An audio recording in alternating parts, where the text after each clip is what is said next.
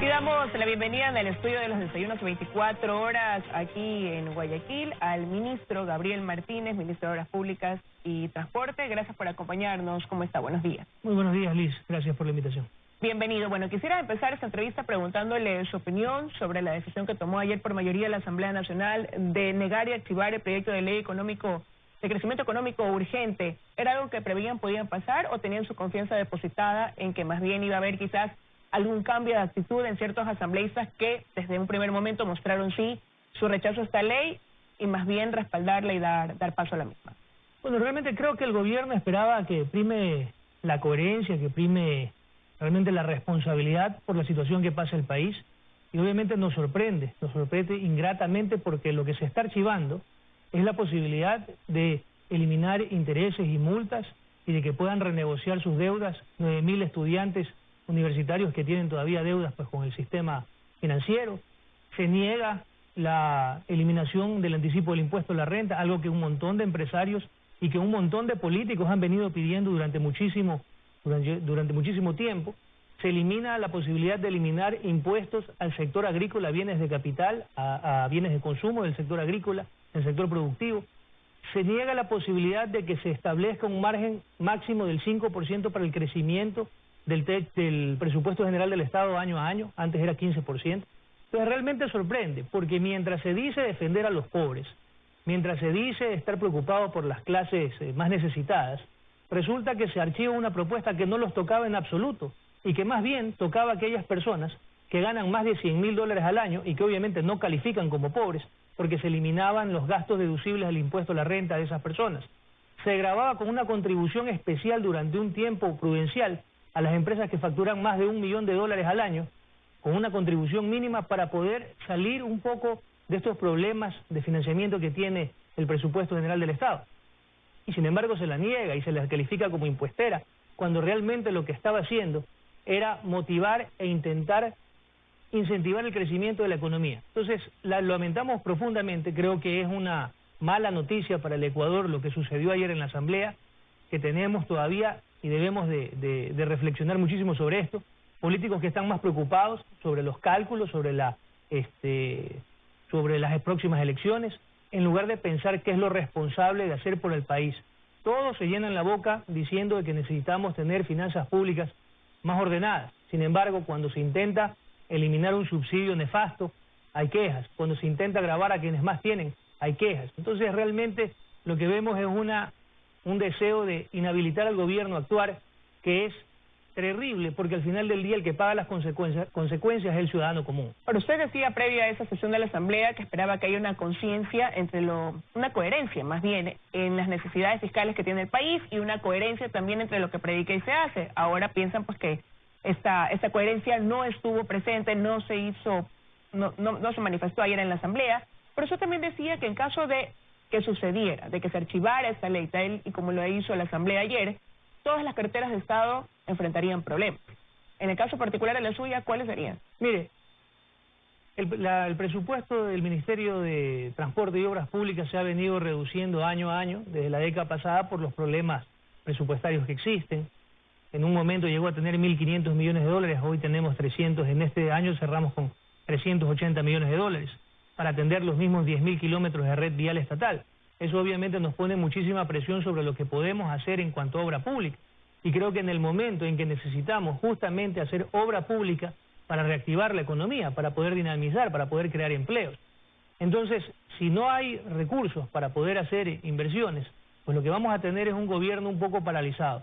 Indistintamente de eso, la proforma presupuestaria que está presentada para el 2020 contempla casi 3.600 millones de dólares para inversión, para gastos de inversión, de los cuales el 65% son destinados a temas sociales, el bono de desarrollo humano, a temas en gastos de salud, pero necesitamos también dinero, y justamente uno de los objetivos de esta ley de crecimiento económico era recaudar algo más de fondos que nos permita hacer inversión pública, crear nuevas rutas, mejoramiento de las vías, y eso obviamente se va a tener que postergar, o tendremos que buscar otras formas de poder hacerlo.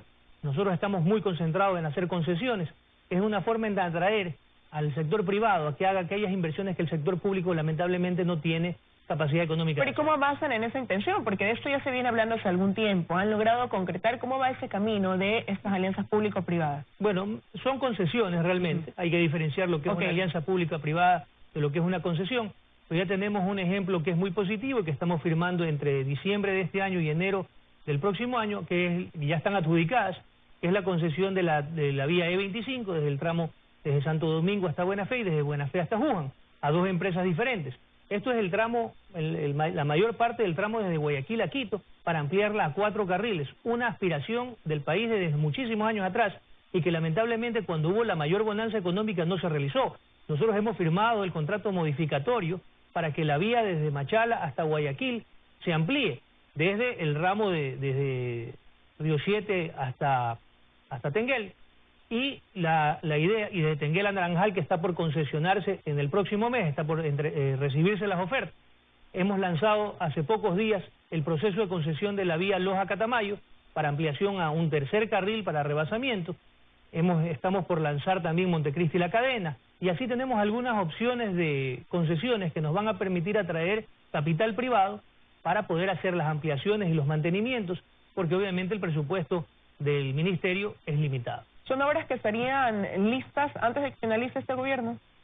Algunas no, por el tamaño y por el tiempo que toma la construcción es difícil que muchas obras se concluyan. Estamos hablando de muchísimos kilómetros de ampliación. Lo importante es dejar esto avanzado, dejarlo firmado, dejarlo sellado, así tal cual está Salinas Chongón, que también está firmada y que comienza pues sus trabajos desde enero del próximo año, comienzan ya los trabajos de mejoramiento y rehabilitación de la vía. Entonces todo esto aquí lo importante es que quede firmado y el tiempo obviamente deberá tomarse el tiempo suficiente para poder ejecutar las obras de forma correcta. Un proyecto, por ejemplo, como el Quinto Puente, solamente su fase de construcción toma 4 años. Ahora, antes de entrar a más detalles sobre este Quinto Puente, quería consultarle también, usted ha dicho algo que es importante, que con esta decisión que tomó la Asamblea, sí, todas las carteras de Estado podrían verse perjudicadas, la suya tiene una reducción ya del presupuesto sustancial, y con esto de aquí se podría caer en una paralización del gobierno en ciertas cosas, a lo mejor ante la falta de recursos. Pero el presidente Moreno, poco después de que la Asamblea tomó pues esa decisión, ya dio una cadena nacional donde dijo que en las próximas horas enviaría un proyecto de ley en el que se recogerían las ideas que salieron fruto del debate, las buenas ideas, recalcó él, se mantendría también esta ratificación de defender la dolarización y preservarla, y también, bueno, dio a entender que sería un proyecto que sí, que se mantendría también sustancialmente, yo creo que conformado por esta parte tributaria, ¿no? Dentro de lo que cabe en una reforma tributaria. Más o menos, ¿por dónde iría? ¿Cuáles serían los lineamientos? Yo creo que hay que conservar, la mayor parte del proyecto es positivo, hay cosas obviamente perfectibles, tal vez hay algún tipo de cuestionamiento a ciertos tributos en torno al consumo de Internet o a ese tipo de servicios. Yo lo que creo es que el gobierno y la postura del presidente es una postura, a pesar de la adversidad, es una postura optimista, es una postura de voluntad, de sacar al país adelante a pesar de todos los obstáculos que podamos tener, a pesar de todas las voces disonantes, que lo único que hacen es presentar obstáculos, pero no hacen propuestas. No hay realmente, dentro de todas las voces que hablaron ayer, que cuestionaron el proyecto, realmente no hubo ninguna propuesta de cómo mejorar la situación fiscal del gobierno. Entonces estamos ante una asamblea que ha bloqueado este proyecto importante, y que sin embargo desde el Ejecutivo tenemos clara esa convicción de que el país tiene que salir adelante, por más de personas que quieran aguantarlo y frenarlo, nosotros vamos a estar ahí para empujarlo de la forma que sea posible. Pero ¿qué pasa si esas voces disonantes que usted antes también me acaba de mencionar, que están pensando más en lo político, se mantienen también entre una nueva propuesta que envía el presidente de la República? Mire, yo creo que habrá que hacer muchísima más presión social. Yo creo que hay que hacer que más bien sean aquellos que han sido perjudicados esta vez, como lo son un montón de estudiantes que tienen esas deudas que todavía no van a poder renegociarlas ni eliminarles los intereses de mora que tienen. Creo que deben de ser ellos los que defiendan la ley. Creo que tienen que ser también los empresarios que quieren que se les elimine el anticipo del impuesto a la renta, quienes defiendan esa ley. Tal vez debemos incorporar muchas más voces por fuera del gobierno para que sean ellas las que van a ver perjudicados porque no se realizan estas inversiones. El sector agrícola, al cual se le estaba eliminando el IVA en la importación de bienes de capital, como tractores y ese tipo de inventario, de maquinaria, deberían de también tener una posición en la cual defiendan este tipo de leyes que al final del día van a beneficiarlos a ellos como sector productivo. Creo que eso puede ser complementado, eso es algo que debemos de intentar comunicarlo mejor dentro del gobierno y evitar que se posicionen cosas que son totalmente falsas, como que esta es una ley que afecta a los más pobres. Eso ahí creo que no hay un argumento que pueda sostener ese tipo de aseveración. Y lamentablemente tenemos políticos que van y lo repiten y han creado una imagen negativa de la ley cuando esto no la representa. Pero ¿y usted tiene un plan B? Porque ahora ya tiene un presupuesto que está mermado. Si se ve todavía más difícil el obtener recursos, ¿cómo va a ser para mantener esa red vial que demanda pues de una importante inversión? Nuestro plan ha sido claro desde el principio. Nosotros estamos en un plan muy agresivo de concesiones, no solamente de la red vial, sino de lo que nos queda de facilidades portuarias. Por ejemplo, el puerto de Manta y el puerto Providencia van a salir a proceso de concesión. El aeropuerto de Manta, para el puerto de Esmeraldas y el puerto Providencia. El aeropuerto de Manta, ya tenemos una propuesta de una compañía coreana, una compañía estatal. ¿Van a aceptar esa propuesta? Está en análisis, la recibimos hace 2 semanas en las fiestas de la ciudad de Manta.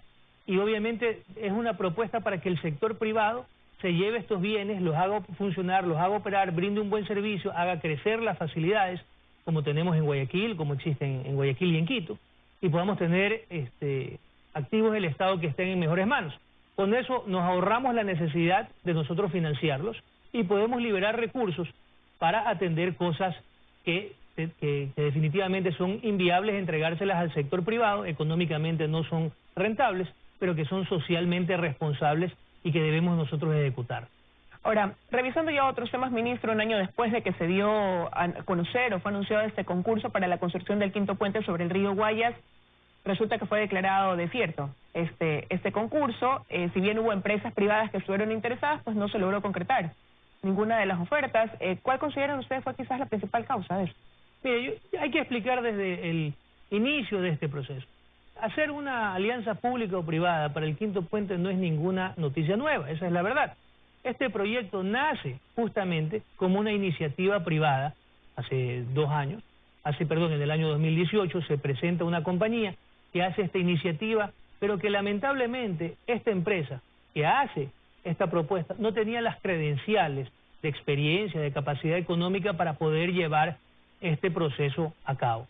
Entonces el Comité de Alianzas Públicos y Privados hizo algunos cuestionamientos a la iniciativa privada que presentó esta compañía y el tema quedó ahí. Pero para no dejarlo morir, el gobierno nacional lo que hizo fue replicar un proceso que nosotros tenemos y que ya lo hemos ejecutado en algunas ocasiones. Ya vendríamos a tener 3 concesiones, una concesión firmada después de 20 años, que no ha habido concesiones en el país, concesiones viales, 2 concesiones adjudicadas, que estamos por firmar los contratos. Lo llevamos a hacer un proyecto de concesión. Se lanza el proceso en octubre del año pasado y hemos dado 3 ampliaciones al sector privado. Se dieron 3 ampliaciones, ¿para qué? Para que el sector privado, las empresas interesadas, puedan hacer estudios, puedan hacer análisis, puedan hacer sus cálculos con respecto a tránsito, puedan hacer sus cálculos con respecto a la ingeniería. No solamente eso, el gobierno al final, hace unos 3-4 meses, les permitimos a los oferentes privados que ellos propongan la tipología del puente. Se les aseguró unos ingresos específicos como aporte del Estado a la construcción, nunca a la operación, sí a la construcción, y sin embargo, lamentablemente nos coincide el día en que se tenían que recibir las ofertas, tuvimos la declaratoria de estado de excepción el 3 de octubre por los incidentes de violencia que teníamos en el país. Probablemente eso influyó. Lo cierto es que nosotros dimos suficiente tiempo y la declaratoria de desierto es una obligación legal que tenemos que hacerla al recibir propuestas que no calificaban o propuestas no completas para este proceso. Pero nosotros seguimos. El compromiso del gobierno es absoluto con la ciudad de Guayaquil y por eso nuestra propuesta es buscar una forma de contratación mucho más ágil, que es a través de una preselección de compañías públicas internacionales, para la cual haremos una invitación a través de todas las embajadas a que le ofrezcan este proyecto a sus compañías públicas, para que vengan y poder hacer un proceso mucho más ágil de contratación. ¿Por qué irse por esa opción quizás internacional, de buscar una empresa internacional y no darle paso quizás a esa propuesta que hace la alcaldesa de Guayaquil de que asumir ella la competencia, de que el gobierno traslade a ella la competencia para construir este puente? Mire, la propuesta de hacerlo por APP va a tomar 2 años. Nosotros le hemos invitado públicamente a la alcaldesa y lo haremos pues ya formalmente, más allá de que fue pública nuestra invitación, y lo haremos también tal vez más personalmente, pero la idea es trabajar en conjunto por el bien de la ciudad. Nosotros estamos en capacidad, el proyecto, se hace referencia al proyecto del dragado del canal de acceso al puerto de Guayaquil, y lo cierto es que esa APP tomó 2 años casi en su conclusión.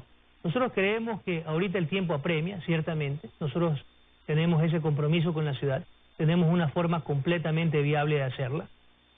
Ya tenemos intereses de compañías internacionales con muchísima capacidad, no solamente económica, sino también técnica, y creemos que es la vía más rápida, más concreta y una vía transparente para poder otorgar y hacer realidad este proyecto. Y obviamente invitamos a los 2 GATs que están involucrados porque son en sus zonas geográficas, el GAT de Guayaquil y el GAT de Durán, a que obviamente nos den sus opiniones y sus apreciaciones, pero esto es un compromiso del gobierno que lo va a llevar a cabo. Quiero agradecerle su presencia, ministro, esta mañana aquí en los desayunos de 24 horas. Gracias.